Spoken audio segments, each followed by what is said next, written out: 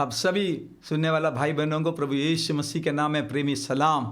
परमेश्वर की अपरम अनुग्रह हमारे पास होने के कारण बीते एक सप्ताह भर प्रभु ने हमारी रक्षा किया, रखवाली किया। आज सुबह पूरी कलीसिया मिलकर प्रभु की आराधना के लिए उसकी पवित्र चरणों पर अपने घरों में एकत्रित होने के लिए प्रभु ने हमारे जीवन में मौका दिया, इसलिए प्रभु का धन्यवाद हो। हमारा घर में परमेश्वर की स्वर्गदूत उतरते चढ़ते हुए अनुभव आपको अनुभव करना है। आप ये भावना से बैठिए, मेरा घर प्रभु का भवन बन गया है, मेरा घर में प्रभु की सानिध्य है। आप अन्य कोई बातों में अपना मन को इधर उधर होने ना दे दिए। आज जो संदेश प्रभु ने मेरे पास दिया है वो मैं प्रार्थना के साथ आप तक पहुंचाना चाहता हूं। आइए हम लोग हमारा मन प्राण आत्मा को प्रभु के हाथों में अर्पित करते हुए प्रार्थना करें। हे हमारा स्वर्गीय पिता, आपका प्रिय पुत्र हमारा उद्धार करता प्रभु यीशु मसीह के नाम में आज सुबह की रविवार की आराधना में हम पूरे कलीसिया आपके पवित्र चरणों पर हमारा जीवन को अर्पित करते हुए आ रहा है। प्रभु आपके सन्मुख में से भटकने वाला, दूर होने वाला कोई भी परिस्थिति हमारे जीवन में ना आने पाए। प्रभु जी, कई बार हम दुनिया में रहने के कारण, प्रभु जी मनुष्य होने के कारण परिस्थिति के सामने, परिस्थिति के अनुकूल में बह जाने वाला स्थिति हमारे जीवन में आता है, लेकिन उसमें हमारा काफ़ी नुकसान हो जाता है। जो वचन आज आपने हमारे जीवन में दिया, उस वचन के आधार पर परिस्थिति का सामना और करने के लिए प्रभु जी हमें शक्ति देने के लिए प्रार्थना करते। आशीष से मालामाल कर सभी वचन सुनने वाला भाई बहनों को आशीष दे।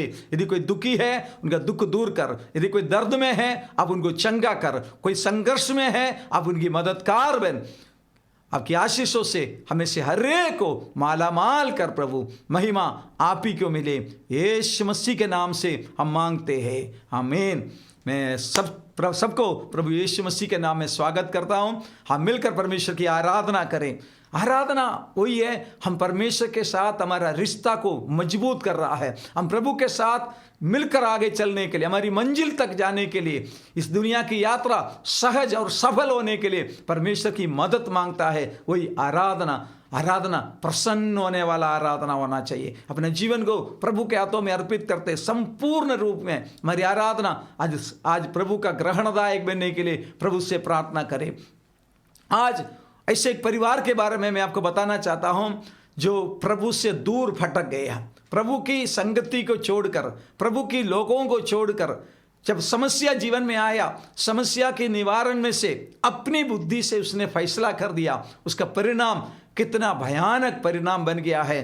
रूत की पुस्तक उसका पहला अध्याय का पहला और दूसरा वचन मैं आपके सामने लाना चाहता हूँ। रूत की पुस्तक में से कुछ घटनाएं मैं आज आपके सामने रखना चाहता हूँ, ताकि वो मेरे और आपकी व्यक्तिगत जीवन के लिए बहुत लाभदायक है। हमारे जीवन में इस बातों लागू हो जाता है। परिस्थिति के सामने कैसे उनके सामना करना है, उसके लिए प्रभु का वचन देखिए। जिन दिनों में न्यायी लोग न्याय करते थे, उन दिनों में देश में अकाल पड़ा।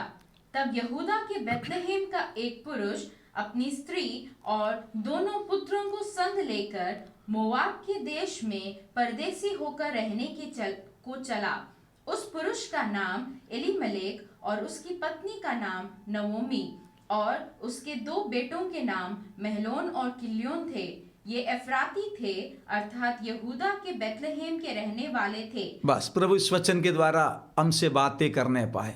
एक परिवार की इतिहास इधर बताया गया है। एलीमेलेक, नवोमी, महिलोन और किल्योन। इस कब की घटना है? न्यायाधीश लोग न्याय पालन कर रहा है, तब क्या हो गया? देश में अकाल आ गया। जब देश में अकाल आ गया, हो सकते सब दुनिया में हो सकता है, मैं आपको बताऊंगा क्यों अकाल आता है, अकाल आने का कारण क्यों है। परमेश्वर ने दुनिया में न्यायाधीशों को, राजाओं को रखा है।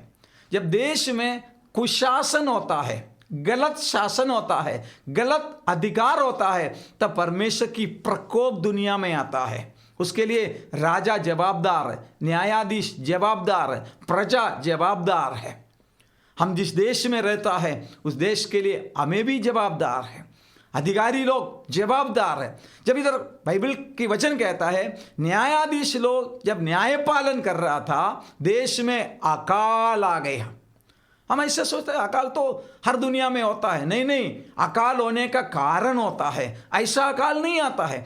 अकाल आ गया तब हम लोग बोलते हैं चलो बरसात नहीं गिरा, क्या करूं। लेकिन बरसात क्यों नहीं गिरा, उसकी कारण पवित्र शास्त्र में बताया गया। लेवी व्यवस्था की पुस्तक उसका 26 अध्याय उसका 18 वचन से, लेविटिकल्स 26 चैप्टर 18 वर्स से जब पढ़ता है उस समय अकाल आने की कारण बाइबल में दिया है। बाइबल में हर बात का इतिहास हम पाया जाता है। आज मैं आपके सामने इस बात को रखना चाहता हूं, न्यायाधीशों के जमाने में अकाल क्यों आ गया।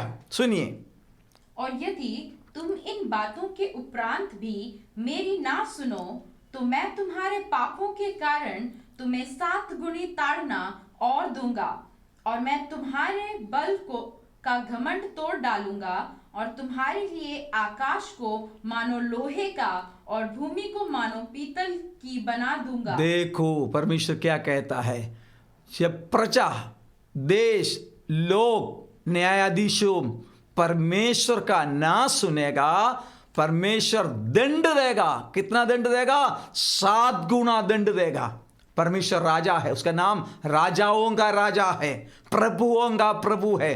परमेश्वर अपने लोगों को अपनी व्यवस्था, अपनी कानून दिया गया है। वो कानून में क्या कहता है? परमेश्वर के लोग यदि परमेश्वर की मार्ग में ना चलते हुए पाप की मार्ग में जाएगा।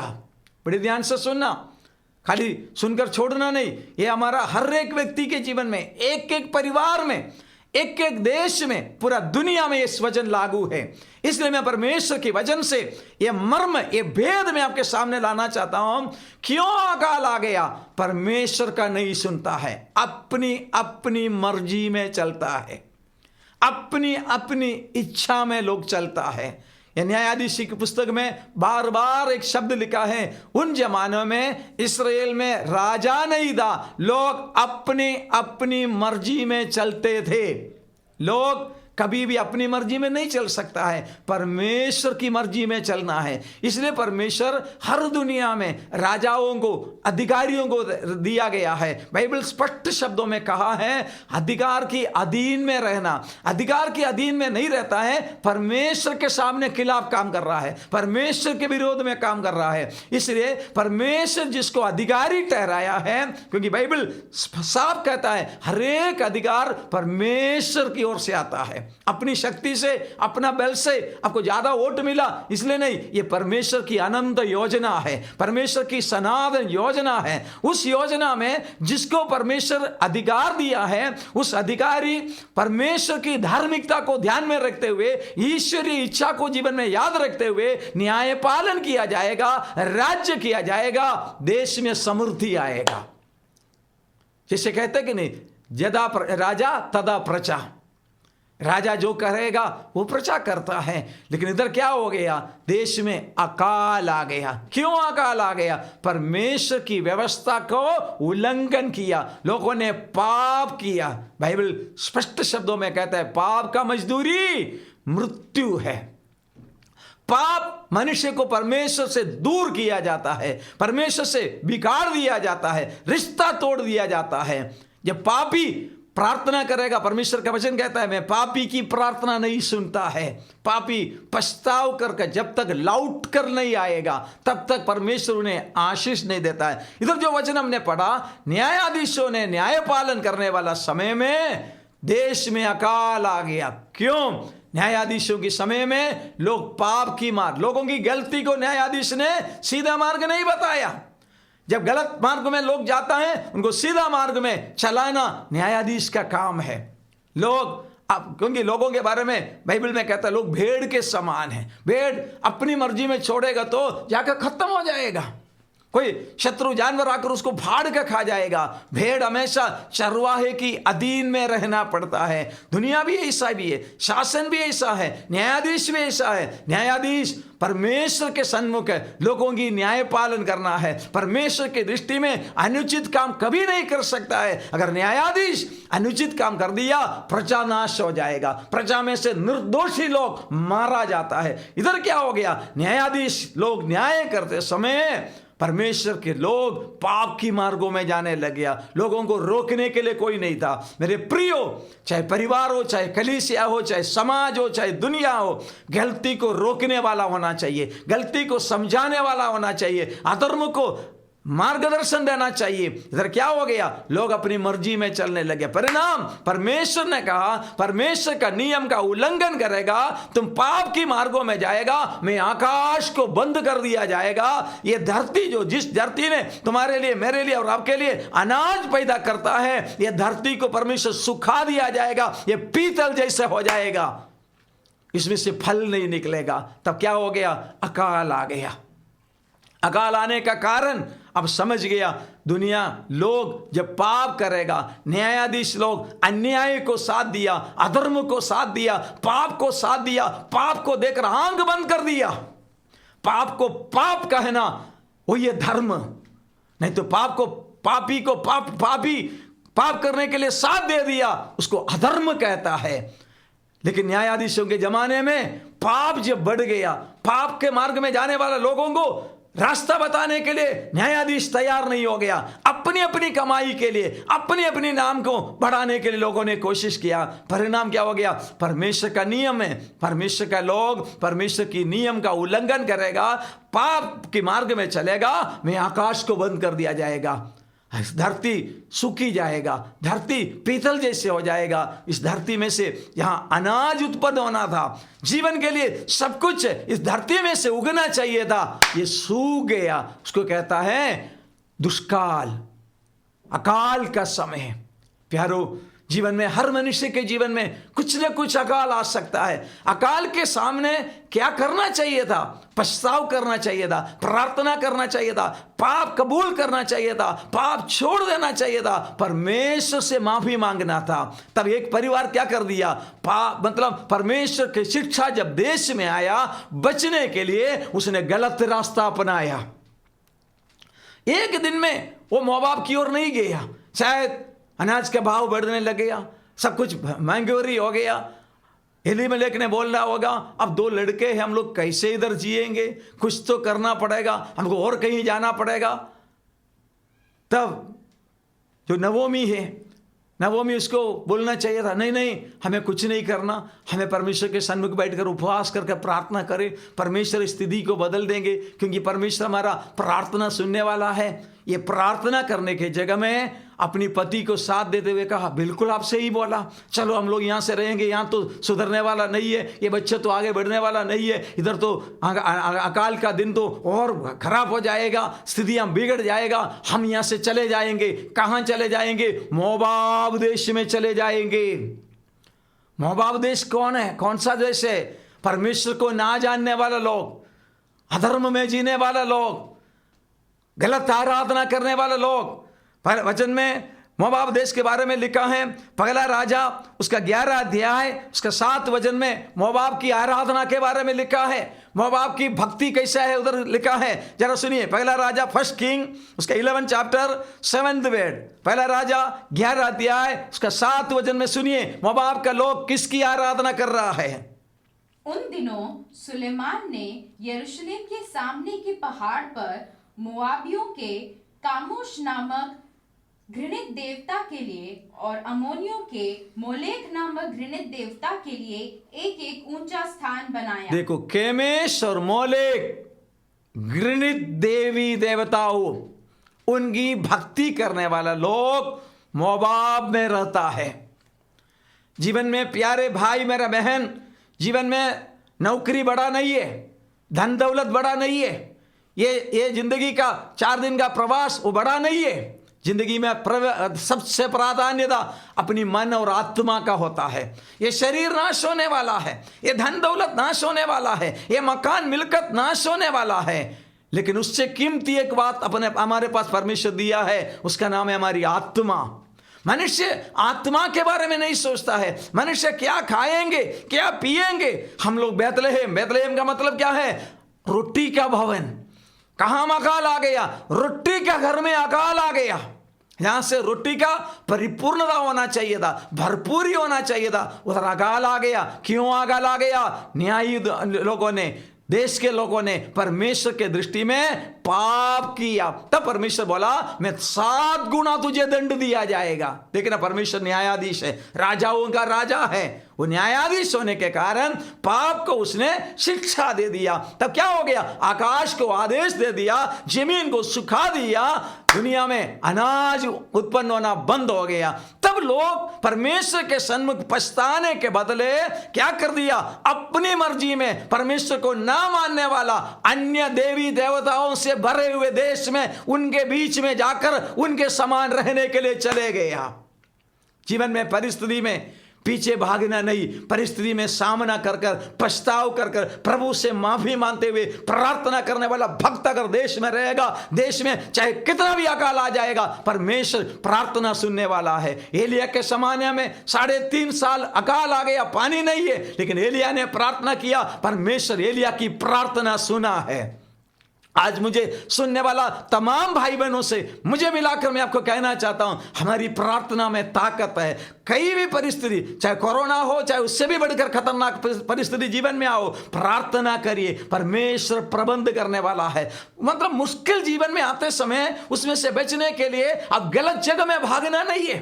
कुछ लोग ऐसा हैं, आज इस मंडली में जाएगा, और उधर कुछ पास्टर बोल दिया होगा, नहीं तो कुछ वडील लोग कुछ बोल दिया होगा, अच्छा नहीं लगा, चलो दूसरे मंडली में चले जाएंगे, उधर भी नहीं टिकेगा, उसके बाद थोड़ा दिन के बाद और कहीं चले जाएगा, और कुछ दिन के बाद कहीं का नहीं, या घर का या घाट का बन जाता है। कई लोगों को मेरे जीवन काल में मैंने देखा है। इसलिए मेरे प्रिय भाइयों बहनों, मैं प्रभु का दास होने के नाते हाथ जोड़कर विनती कर रहा है, समस्या में से भागना नहीं है।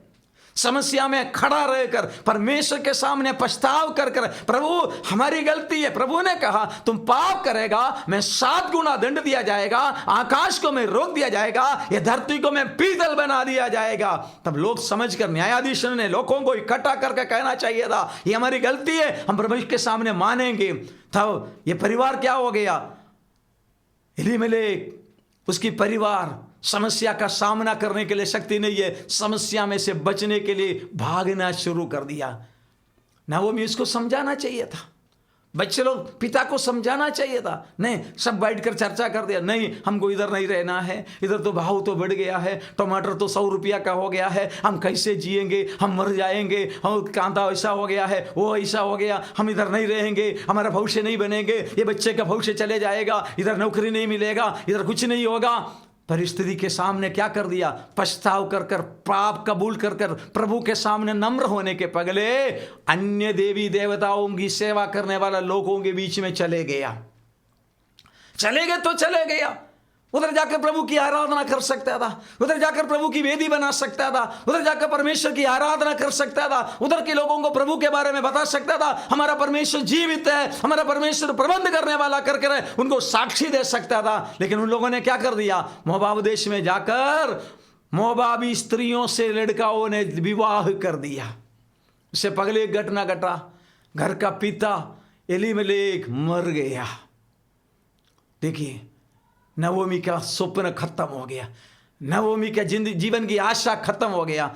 बड़ी आशा में हम मोआब में जाएंगे, उधर हम लोग कमाई करेंगे, उधर इतना पगार हमको मिलेंगे, हम लोग बड़ा बड़ा घर बनाएंगे, हमारे बच्चों के लिए अलग अलग घर बनाएंगे, हम वो करेंगे, हम ये करेंगे। मनुष्य बैठकर हमें ऐसा स्वप्न का महल बना दिया जाता है। मोआब देश में चले गया हुआ एलीमेलेक और परिवार की जीवन की जो घटना है वो यही है, उसने महल में, हवा में महल बना दिया। और मोआब देश में जाकर हम लोग बहुत कुछ करेंगे आशा में गया, बच्चे अपने पाँव में होने के पगले पिता दुनिया से चले गया। तो हो सकता था नाओमी अपना दोनों बेटों को लेकर कह सकता था, बेटा अभी अब इधर नहीं रहेंगे, हम अपने लोगों के बीच में चले जाएंगे, हम अपना वतन में चले जाएंगे, हमारे लोग हमारे लिए प्रार्थना करेगा, इधर हमारे साथ संगति करने के लिए कोई नहीं है, इधर हमारे लिए प्रार्थना करने के लिए कोई नहीं है, चलो हम लोग अपने देश में चले जाएंगे। शायद बच्चों ने बोला होगा, मम्मी उधर जाएगा तो हम लोग कैसे जिएंगे, हम मम्मी पापा तो भले गया, हम कैसे भी मेहनत करेंगे, हम लोग इधर जिएंगे, हमारी जिंदगी बनाएंगे, उधर जाएगा तो कोई भविष्य नहीं है। लेकिन उधर जो है इधर नहीं है।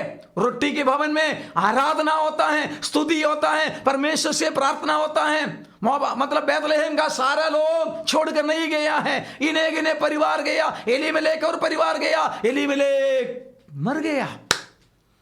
तब बच्चे लोगों ने बोला, नहीं मम्मी हम इधर ही रहेंगे, इधर ही रहेंगे, उधर रह गया तो कोई बात नहीं। उन लोगों ने क्या कर दिया? मोआबी स्त्रियों से विवाह कर दिया। परमेश्वर ने इस विषय में क्या कहा है? अन्य जातियों के साथ शादी विवाह, व्यवस्था विवरण की पुस्तक उसका 7 अध्याय उसका पहला वचन से पढ़िए। डिटरनोमी 7 चैप्टर फर्स्ट वर्स। फिर जब तेरा परमेश्वर यहोवा तुझे उस देश में जिसके अधिकारी होने को तू जाने पर है पहुंचाए और तेरे सामने से हित्ती, गिरगाशी, अमोरी, कनानी, परिजी, हिव्वी और यबूसी नामक बहुत सी जातियों को अर्थात तुमसे बड़ी और सामर्थी 7 जातियों को निकाल दे और तेरा परमेश्वर यहोवा उन्हें तेरे द्वारा हरा दे और तू उन पर जय प्राप्त कर ले, तब उन्हें पूरी रीति से नष्ट कर डालना, उनसे ना वाचा बांधना और ना उन पर दया करना और ना उनसे ब्याह शादी करना। देखो परमेश्वर की आदेश क्या है? तुम जिस अन्य जाति जो परमेश्वर के और ना जानने वाले लोगों के बीच में जाएंगे, उसके बीच में मत रहना, उनके साथ करार नहीं करना, उनके साथ शादी विवाह नहीं करना। कई लोग बोलते नहीं हम तो अविश्वासी से शादी करेगा, एक आत्मा को जीतेंगे, उनके परिवार को जीतेंगे। नहीं, आपका परिवार को नरक की ओर ले जाएगा। यही घटना इधर घटा है, इसलिए मैं ये बात आपके सामने रखा है। परमेश्वर की प्रिय लोगों, कलीसिया, प्रभु का वचन कहता है विश्वासी अविश्वासियों के साथ अनसमान जुआ में नहीं जुड़ना। एक तो ये परिवार ने क्या कर दिया? एलीमेलेक अपने जवान बच्चों के साथ मोआब देश में रहने के लिए गया। एलीमेलेक बेचारा मर गया, वापस आना चाहिए था नवोमी अपने बच्चों के साथ अपने बैतलहम की ओर वापस आना चाहिए था। नहीं, बैतलहम में रहा। कोई बात नहीं, बैतलहम में रहा, प्रभु की भक्ति आराधना करना चाहिए था, लेकिन क्या कर दिया? अन्य जाति स्त्रियों से ब्याह किया। परमेश्वर का कोप 7 गुना और बढ़ गया। देखिए, हम लोग बोलते गलती करे तो प्रभु तो दयालु है। नहीं, गलती को मेरा परमेश्वर शिक्षा दिए बगैर आज तक नहीं रहा है। बाइबल में एक भी व्यक्ति नहीं है जिसको गलती के कारण परमेश्वर ने शिक्षा नहीं दिया। विश्वासियों, गलत धारणा है तो मन में से निकालो। परमेश्वर न्यायाधीश है, परमेश्वर राजा है। पापी पछताव करना चाहिए, गलती कबूल करना चाहिए, गलती में से मन फिरना चाहिए। लेकिन इधर क्या हो गया? महिलोन और किल्योन अन्य जाति स्त्रियों से शादी विवाह किया, उनके समान रहने लग गया।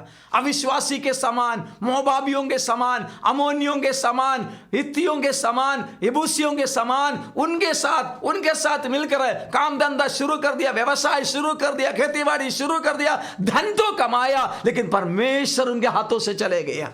परमेश्वर की आराधना मोआब देश में एक बार उन्होंने प्रभु के लिए वेदी नहीं बनाया, प्रभु की आराधना नहीं किया। प्यारे परमेश्वर के लोगों को जीवन में पहला स्थान परमेश्वर को देना चाहिए। परमेश्वर को जो स्थान देना चाहिए वो ना देगा तो परमेश्वर कहा मैं तुझे 7 गुना दंड दिया जाएगा। आखिर में क्या हो गया? महिलोन भी मर गया, किल्योन भी मर गया। तब नवोमी की आंख खुल गया। जीवन में याद रखना, जब आंख खुलना, जब एलीमेलेक मर गया तब उनकी आंख खुलना चाहिए था, तब अपने बच्चों के साथ वापस लौट के चले जाना चाहिए था।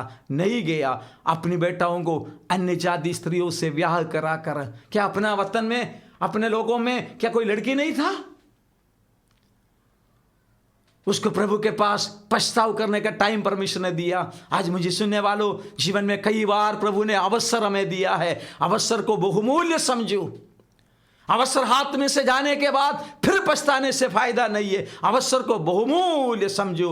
हुआ क्या? महिलोन भी मर गया, किल्योन भी मर गया। अब नवोमी रोने लगे, अब क्या करूं? ये 2 विधवा लड़कियों के साथ मैं क्या करूं? बहुत रोया, लेकिन उसका कोई उत्तर नहीं है। लेकिन एक बात उसने निर्णय कर दिया, अब मैं मोआब में नहीं रहूंगी, अब मैं अन्य देश में नहीं रहूंगी, अन्य जातियों के बीच में मैं ना रहूंगी। अपने दोनों बहुओं को बुलाकर कहा, बेटियों तुम अपनी माता के घर में चले जाओ, तुम अपनी देवी देवताओं के पीछे चले जाओ, तुम तुम्हारी भक्ति में चले जाओ। मैं तो वापस लौट कर मेरे रोटी की भवन की ओर मैं जाना चाहती हूँ। जब जाना चाहिए था तब नहीं गया, लेकिन अभी एक दुखद घटना बन गया। 3 विधवाएं घर में हो गया। हम बोलते हैं परमेश्वर क्यों ऐसा उनके जीवन में किया? आपने सुना परमेश्वर ने क्या किया है? परमेश्वर की व्यवस्था का उल्लंघन किया। चाहे मैं हो, चाहे आप हो, कोई भी व्यक्ति हो, परमेश्वर की आज्ञा का उल्लंघन करेगा, परमेश्वर 7 गुना शिक्षा देने वाला है। परमेश्वर किसी पर दया नहीं करता है, परमेश्वर की नियम का उल्लंघन करने से शिक्षा देता है। परिणाम क्या हो गया? भला बेटा अभी मत रहना, मैं तो चले जा रही हूँ, तुम तुम्हारे देश की ओर चले जाओ, तुम्हारी माँ की घर की ओर चले जाओ, तुम्हारे लोगों की ओर चले जाओ, तुम्हारी देवी देवताओं की ओर चले जाओ, मुझे छोड़ दो। ओरपा रो रो के चुम्बा देकर माँ से कहा, माँ तुम्हारे जैसे माँ नहीं है, मैं कैसे तुम्हें छोड़ूं, लेकिन क्या करूं, दुर्दशा आ गया, चलो मैं मेरी माँ के घर जा रहा है। उसने ये 2 शब्द लिखा है, अपनी देवी देवताओं की ओर चले गया। लेकिन उधर एक खास बात लिखा है, नवोमी रूत नामक उनकी जो बड़ी बहू है, वो कहा तुमसे अलग होने के लिए मुझसे मत करिए, तुझसे अलग होने के लिए मुझे मत कहिए। उसने एक शब्द कहा, प्रेज़ द लॉर्ड, उसका पहला अध्याय का 14, 15, 16 वचन पढ़िए, और 14, 15 और 16, फर्स्ट चैप्टर रूत। तब वह फिर से उठी और ओरपा ने तो अपनी सास को चूमा, परंतु रूत उससे अलग ना हुई। तब उसने कहा, देख तेरी जेठानी तो अपने लोगों और अपने देवता के पास लौट गई है। देखो, अपनी देवताओं की ओर चले गई। जेठानी लोग और देवताओं की ओर चले गई, लेकिन रूत ने क्या कर दिया? सुनिए, इसलिए तू अपनी जेठानी के पीछे लौट जाओ। रूत बोली, तू मुझसे यह विनती ना कर, ये विनती मुझे मत करना, मैं तुझसे अलग नहीं होगी। पढ़िए, सुनिए। कि मुझे त्याग या छोड़कर लौट जा, क्योंकि जिधर तू जाए उधर मैं भी जाऊंगी, जहां तू टिके वहां मैं भी टिकूंगी। तेरे लोग मेरे लोग होंगे। देखो, इसको कहते हैं शर्त, कंडीशन। तेरा लोग मेरा लोग रहेंगे, और तेरा परमेश्वर मेरा परमेश्वर रहेंगे। उसको कहते हैं डिसीजन, निर्णय। रूत ने एक निर्णय लिया, मुझसे अलग होने के लिए मत कहिए। भले मेरी भी जेठानी रो पी कर अपने देवी देवताओं के पीछे अपनी माँ के घर की ओर चले गया, मैं तुझसे अलग नहीं होंगी। कारण उसने शायद नवोमी के द्वारा एक परमेश्वर के बारे में उसने चर्चा सुनी है। नवोमी ने कहा होगा, बेटी मैंने गलती किया, मैं उधर ही रुकना चाहिए था, इधर नहीं आना चाहिए था, मेरी गलती के कारण। अगर मैं मेरे पति को कहता था मोआब देश में नहीं जाना, शायद वो मान लेता था, तब मैंने नहीं कहा। मेरे प्रियो, और एक बार मैं आपको कहना चाहता हूं, जो बात आपको गलत दिखता है, पहले से उसको रोकिए, पहले से उसको समाप्त कर दिए, उसको बढ़ने ना दिए, वो उगने ना दे दिए। कोई भी विचार आपके मन में आ जाता है परमेश्वर के खिलाफ में, परमेश्वर के नियम के खिलाफ में, परमेश्वर की व्यवस्था के खिलाफ में, संगति के खिलाफ में कोई विचार भी मन में आ जाता है, उधर से उसको उखाड़ दिए, नहीं तो एक खतरनाक वृक्ष बन जाएगा, एक कांटा वाला वृक्ष बन जाएगा, एक दर्द वाला अवस्था में, कड़वी फल लाने वाला अवस्था में बदल दिया जाएगा। लेकिन रूत ने एक निर्णय ले लिया, तू जहां जाएगी मैं उधर जाऊंगी, तू जहां टिकेगी मैं उधर टिकेगी, तेरा लोग जो मेरा लोग हो जाएगा, तेरा परमेश्वर मेरा परमेश्वर रहेगा। हालेलुया। उसको कहता है विश्वास। नवोमी ने एक विश्वास, एक बात ठान लिया, मेरी सासू माँ की परमेश्वर सच्चा परमेश्वर है, परमेश्वर के पास मैं पहुंच जाऊंगी, परमेश्वर मुझे आशीष दिया जाएगा। चरित्र तो बहुत लंबे हैं, मेरा समय खत्म हो रहा है, लेकिन उसके बारे में उसका दूसरा अध्याय का 11 वचन में हम पढ़ते समय, 11 वचन, 2 का 11 वचन। बोअज ने उत्तर दिया, जो कुछ तूने पति की मृत्यु के बाद अपनी सास से किया है और तू किस प्रकार अपने माता पिता और जन्मभूमि को छोड़कर ऐसे लोगों में आई है जिनको तू पहले ना जानती थी, यह सब मुझे विस्तार के साथ बताया गया है। यहोवा तेरे कार्य का फल दे, यहोवा तेरा कार्य का तुझे फल दे, और इस्राएल का परमेश्वर यहोवा जिसके पंखों तले तू शरण लेने आई है। रूत कहाँ शरण लिया? यहोवा इस्राएल का परमेश्वर यहोवा की पंग तले उसने शरण लिया है।